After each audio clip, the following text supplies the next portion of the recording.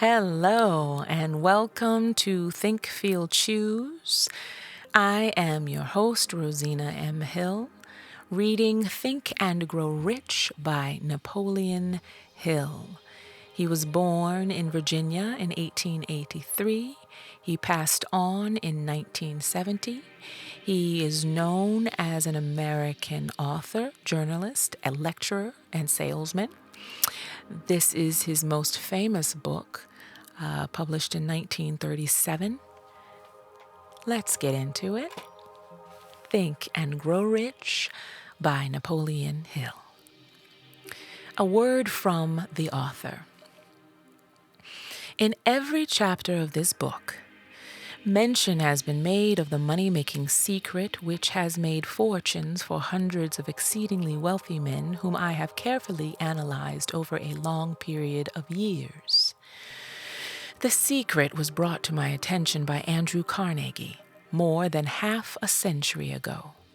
The canny, lovable old Scotsman carelessly tossed it into my mind when I was but a boy. Then he sat back in his chair, with a merry twinkle in his eyes, and watched carefully to see if I had brains enough to understand the full significance of what he had said to me.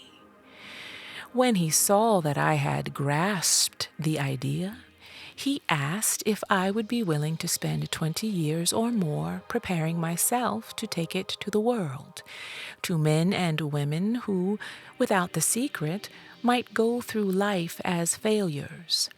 I said I would, and with Mr. Carnegie's cooperation, I have kept my promise.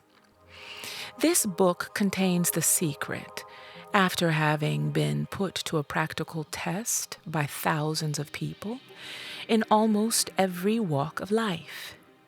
It was Mr. Carnegie's idea that the magic formula, which gave him a stupendous fortune, ought to be placed within reach of people who do not have time to investigate how men make money. And it was his hope that I might test and demonstrate the soundness of the formula through the experience of men and women in every calling. He believed the formula should be taught in all public schools and colleges, and expressed the opinion that if it were properly taught, it would so revolutionize the entire educational system that the time spent in school could be reduced to less than half. In the chapter on faith, you will read the astounding story of the organization of the giant United States Steel Corporation, as it was conceived and carried out by one of the young men through whom Mr. Carnegie proved that this formula will work for all who are ready for it.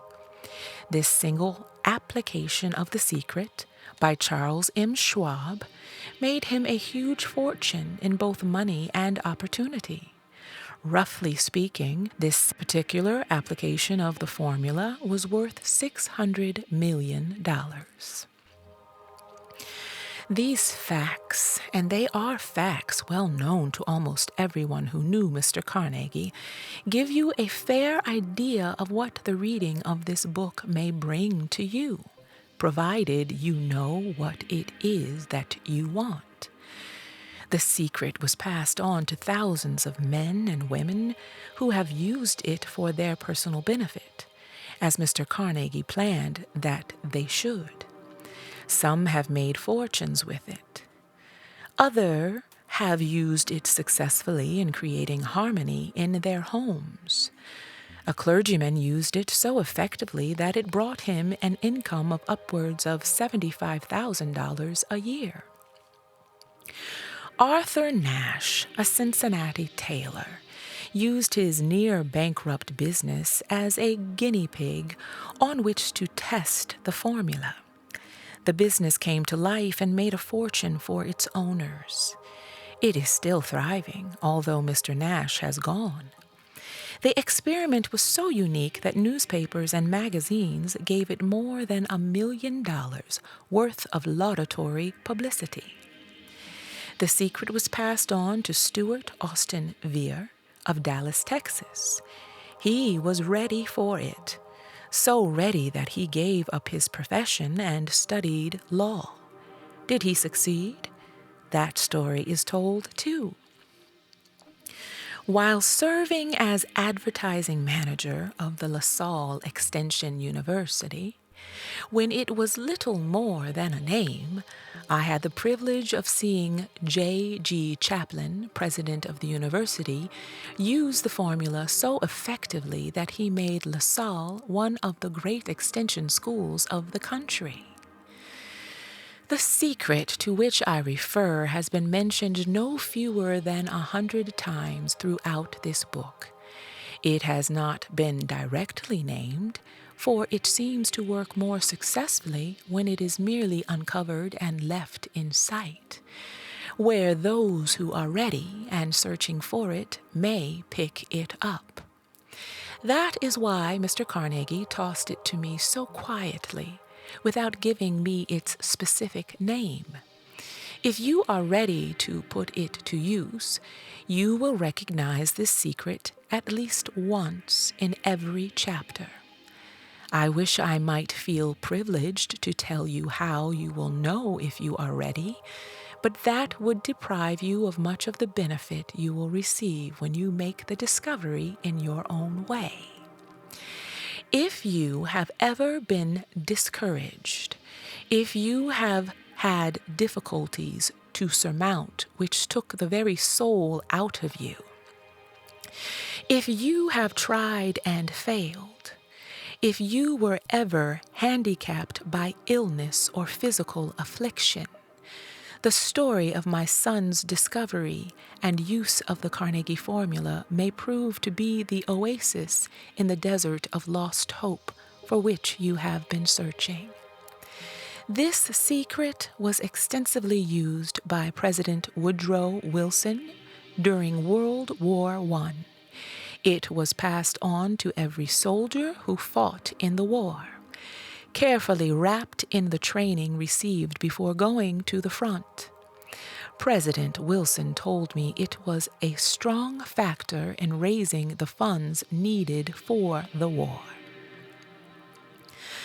A peculiar thing about this secret is that those who once acquire it and use it find themselves literally swept on to success.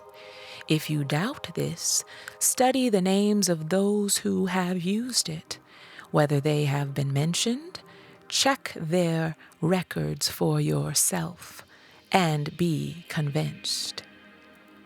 There is no such thing as something for nothing. The secret to which I refer cannot be had without a price, although the price is far less than its value. It cannot be had at any price for those who are not intentionally searching for it. It cannot be given away. It cannot be purchased for money, for the reason that it comes in two parts. One part is already in possession of those who are ready for it. The secret serves equally well all who are ready for it.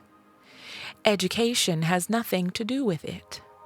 Long before I was born, the secret had found its way into the possession of Thomas A. Edison, and he used it so intelligently that he became the world's leading inventor, although he had but 3 months of schooling. The secret was passed on to Edwin C. Barnes, a business associate of Mr. Edison. He used it so effectively that, although he was then making only $12,000 a year, he accumulated a great fortune and retired from active business while still a young man. You will find this story at the beginning of the first chapter. It should convince you that riches are not beyond your reach, that you can still be what you wish to be, that money, fame, recognition, and happiness can be had by all who are ready and determined to have these blessings.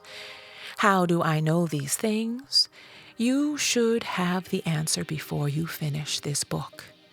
You may find it in the very first chapter or on the last page. While I was performing the 20-year task of research, which I had undertaken at Mr. Carnegie's request, I analyzed hundreds of well-known men, many of whom admitted that they had accumulated their vast fortunes through the aid of the Carnegie secret.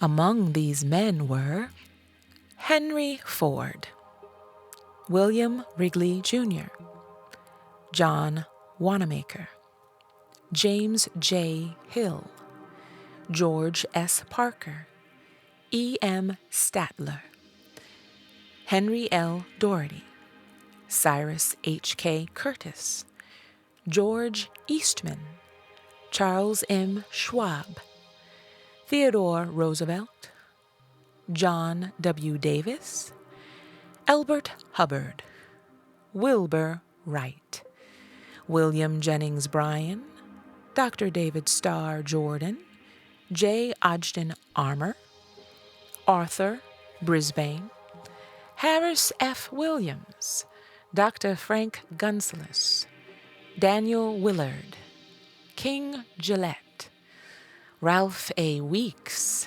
Judge Daniel T. Wright, John D. Rockefeller, Thomas A. Edison, Frank A.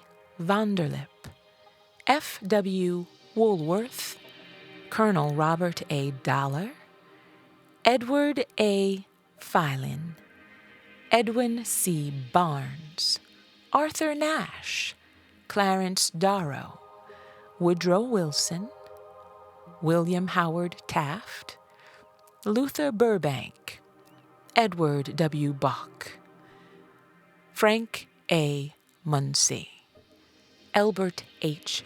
Gary, Dr. Alexander Graham Bell, John H. Patterson, Julius Rosenwald, Stuart Austin Veer, Dr. Frank Crane, George M. Alexander, J. G. Chaplin, U.S. Senator Jennings Randolph. These names represent but a small fraction of the hundreds of well-known Americans whose achievements, financial and otherwise, prove that those who understand and apply the Carnegie secret reach high stations in life. I have never known anyone who was inspired to use the secret who did not achieve noteworthy success in his chosen calling. I have never known any person to distinguish himself or to accumulate riches of any consequence without possession of the secret. From these two facts, I draw the conclusion that the secret is more important as a part of the knowledge essential for self-determination than any which one receives through what is popularly known as education. What is education anyway? This has been answered in full detail. Somewhere, as you read, the secret to which I refer will jump from the page and stand boldly before you, if you are ready for it. When it appears, you will recognize it. Whether you receive the sign in the first or the last chapter, stop for a moment when it presents itself and turn down a glass, for that occasion will mark the most important turning point of your life. Remember, too, as you go through the book, that it deals with facts and not fiction, its purpose being to convey a great universal truth through which all who are ready may learn what to do and how to do it. They will also receive the needed stimulus to make a start. As a final word of preparation, before you begin the first chapter, may I offer one brief suggestion which may provide a clue by which the Carnegie secret may be recognized. It is this: all achievement, All earned riches have their beginnings in an idea. If you are ready for the secret, you already possess one half of it. Therefore, you will readily recognize the other half the moment it reaches your mind. Napoleon Hill.